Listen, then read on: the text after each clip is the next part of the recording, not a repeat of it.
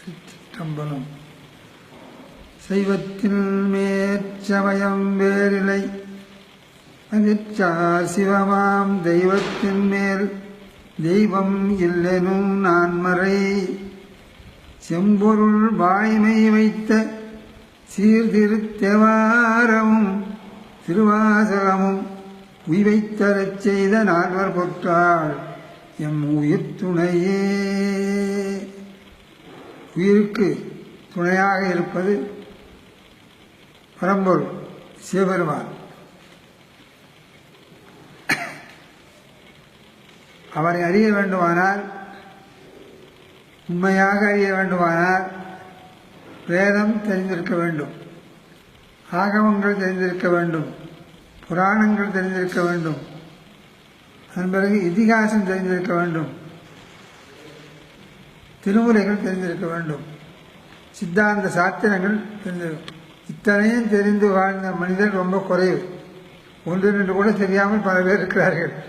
அதனால் அதிலெல்லாம் வெளிப்படுத்த வேண்டும் என்ற இந்த உயரிய நோக்கத்தில் நம்முடைய ஆதீனத்து சொந்தமான வைத்தீஸ்வரன் கோயில் பூஜகராக இருந்த வைத்தியநாத குருக்கள் அவருடைய குமாரர் முத்துக்குமார் சுவாமி அவர் பெரிய கம்பெனிகளெல்லாம் வேலை பார்த்து ஆங்கிலத்துறையில் படித்து இருந்தவர். இந்த தத்துவங்களை சிவாச்சாரியராக மரபில் வந்ததுனால இந்த கோயில் குளங்கள் தெய்வம் இதை பற்றி அறிவிக்க வேண்டும் என்ற கருத்தில் என்ன டாட்காம் வந்து தரிசனம் .com என்ற பெயரில் ஒரு இணையதளத்தை உருவாக்கி இருக்கிறார். அதில் இருக்கிற விஷயம், பரம்பொருள் மேலானவர், நமக்கு அப்பாற்பட்டவர், அப்பாலைக்கு அப்பாலை பாடுதுங்கான் அம்மானாய் மாணிக்கவாசர் சொல்றார். அப்படி நம் உள்ளும் இருக்கிறார், புறம்பும் இருக்கிறார், கடந்தும் இருக்கிறார், நிறைந்தும் இருக்கிறார். இதில் சில சமயங்கள் கடந்திருக்கிறதை சொல்றார், சில சமயங்கள்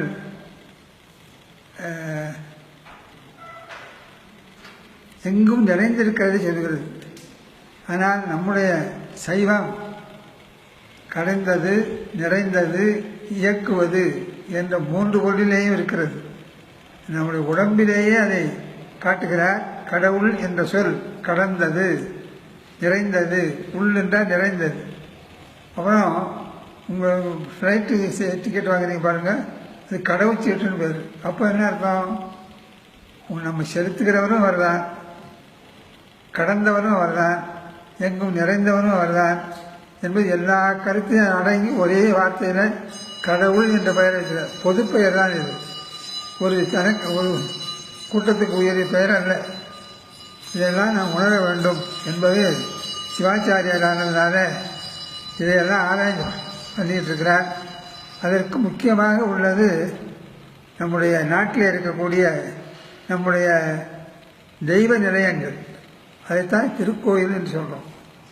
274 276 கோயில்கள் நம்முடைய சமயாச்சாரியர்களாலே பாடல் பெற்ற தலங்கள்.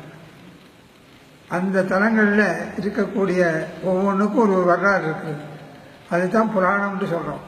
புராணம் என்றால் இன்னும் பொய்க்கதைன்னு சொல்கிறோம், உண்மைதான். ஒரு காலத்து 3000 ஆண்டுகளுக்கு முன்னே நடந்து நமக்கு என்ன தெரியும்? அதனால் பெரிய மகான்கள் எல்லாம் இருந்து அதை உணர்த்திருக்கிறார்கள்.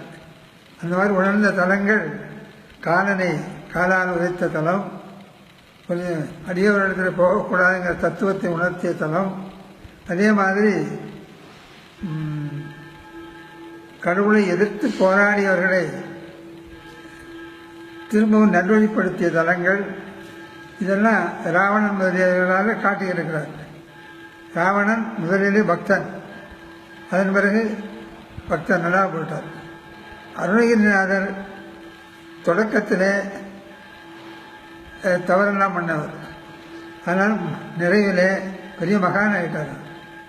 இந்த மாதிரி தாழ்ந்த நிலையில் இருக்கிறவர்களும் உயர்ந்து வர முடியும், உயர்ந்து போனேன்னு நினச்சிக்கிட்டு இருக்கிறவன தாழ்ந்து போகிறதும் உண்டு. இவற்றையெல்லாம் நமக்கு அறிவிக்கக்கூடிய ஒரு நிலை நம்முடைய கோயில்களில் தான் இருக்கு.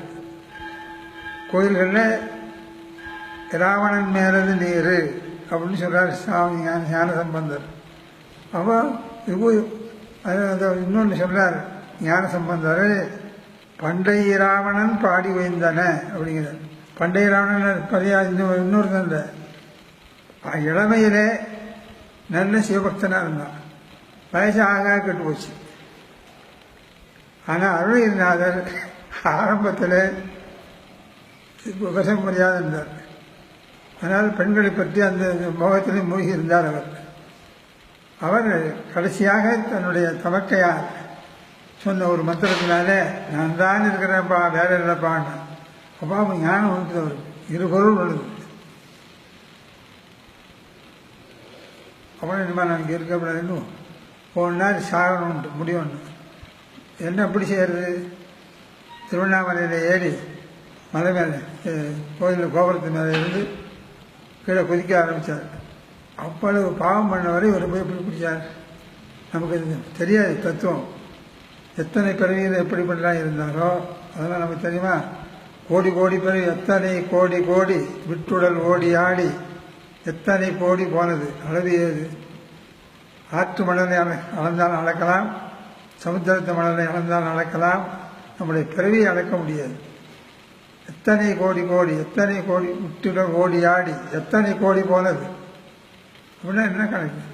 அதனால் புல்லாய் பூடாய் புழுவாய் மரவாய் மிருகமாய் எல்லா பிறப்பும் பிறந்து இழைத்தேன் என்று மாணிக்கவாசகர் சொல்றார். அதனால எல்லா இடங்களிலும் நான் பிறந்திருக்கிறேன், எல்லா இடங்களிலும் நான் இறந்திருக்கிறேன். இது பட்டினத்தார் சொல்றார். அதில் அத்தனையும் நான் ஒன்றும் அந்த பஞ்சாட்சரத்தை சொல்லலை, இத்தனை பிறவையும் போய் அதனால என்னை எப்படியாவது ஆட்கொள் என்று பட்டினத்தார் சொல்றார்.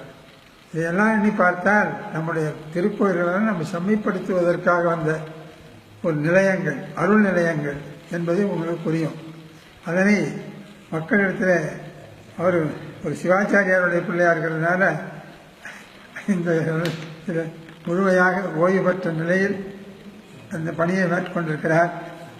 ஆகவே இந்த நல்ல கருத்து கோயில் குளங்களுடைய பெருமையை உணர்வதற்கு சரியான சான்றுகள் கொடுக்கிறார். இதையெல்லாம் நீங்கள் தாட்காமத்தில் கேட்டு நன்மை அடைய வேண்டுமாய் எல்லாம் வல்ல முழுமுதற் கடவுளாகிய சிவபெருமானுடைய திருவடிகளை சிந்தித்து வாழ்த்துகிறேன். உங்கள் இதில்